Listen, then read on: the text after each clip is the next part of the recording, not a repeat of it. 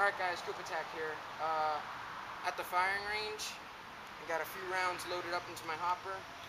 I obviously have a remote cable, as I said, because it's really hard to hold this gun if you have the tank in there. Alright, let's see what kind of damage we can do to this already damaged people with cups on them. Ready? Let's go. I'm only going to be shooting about 7 rounds, so pay attention.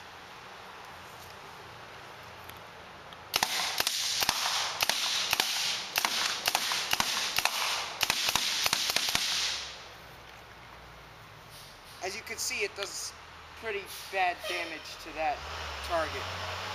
It also is very loud. But as you can see, it handles very well, very accurate with the barrel. It's got a nice grouping. Alright, so let's get to the point where let's go back inside. Let's take the gun apart. I'll show you how to clean it. Well guys, as you saw in the last segment, the gun handles very well. It's very accurate. It was a very good firing test. Just before I get started in this segment, I just want to inform you that it is thundering outside, so any noise you hear in the background, I apologize for that. Alright, well, in this segment, I'm going to be pulling the gun apart, just showing you a few things about the inside of the gun, things you should know, and some questions I had, and I will answer them. Alright, let's get started. Alright guys, I have the gun dismantled, actually. Dismantled, I just have to pull the receiver half off. I'm going to be showing you basically the inside and some tips on cleaning your Project Salvo. Alright, first thing is first. Some things about dismantling it. There is this rubber piece that goes on the cocking handle. You do want to take that off, or else your receiver halves will not be coming apart, and you'll be wondering why. Second is this. A lot of people think this does not have to come off. It does need to come off for some reason. I have no idea why, but it does need to come off for your receiver halves to come apart. I think that's dumb. I just don't want to break anything while I'm pulling it apart.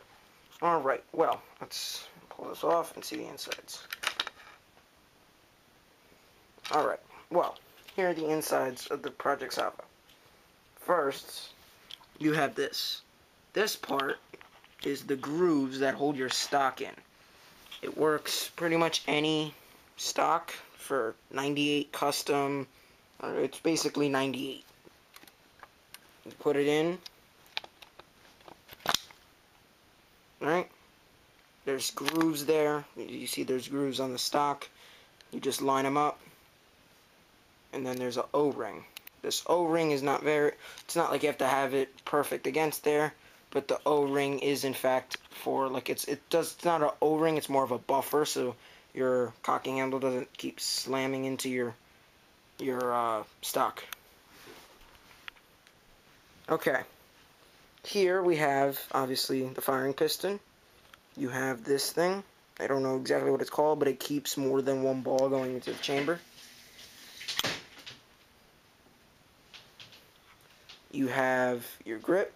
These grooves are where the pieces for the E-grip would go if you buy it. That's what this stuff is for.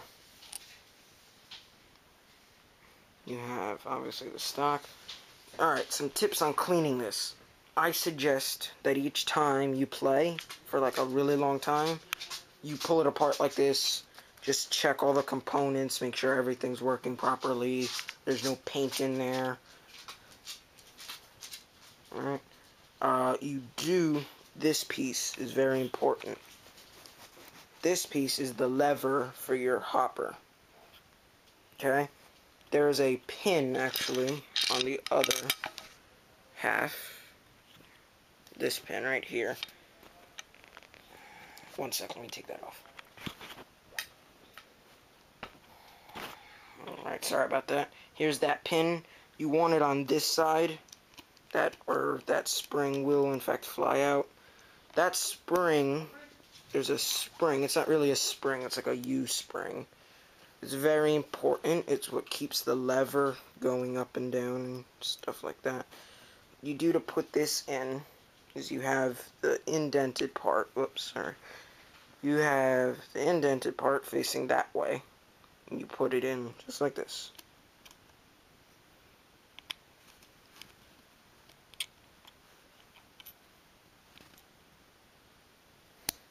Alright. You want to make sure is that that hole is in the piston. The other hole has the spring, the up part of the spring in there, and that it's pressing against there, and it should stay in. Alright, moving on. You do, in fact, want to make sure nothing flies apart like this. I keep forgetting what's called. It's either the steer, the smear, or something like that.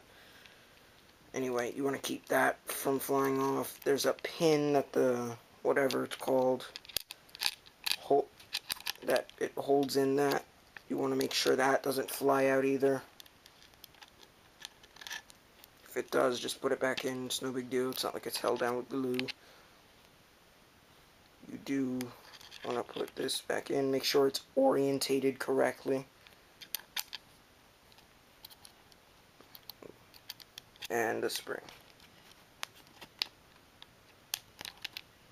Okay. You do want to make sure that this firing handle here has this O-ring.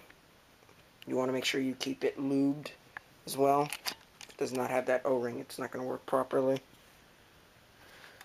Your stock, you want to make sure you have the spring and the piston inside the spring. Alright, that's pretty much it on the inside and cleaning and everything. You do want to make sure that the inside is clean. Alright. Alright. I'm going to be putting this together. Put it back together. You essentially just connect the two halves. I'm going to do that in its entirety at the moment. Connect the two halves. Put the correct screws in the correct spots. Tighten the screws. You're all set. What I do is, for my particular gun, I like taking off the barrel shroud, the top part, and the grip all in one, because it's a lot easier than pulling them off one at a time. You want to make sure you have your mag out, because this mag does not have the whole like clip thing. What it actually does is you put it in, right, and right there you put in one of these plates. I have to like,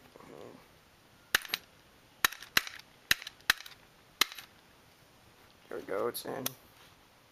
It's not in all the way, but you get the idea. You put it in, and there's like a screw. You tighten that screw down. I'll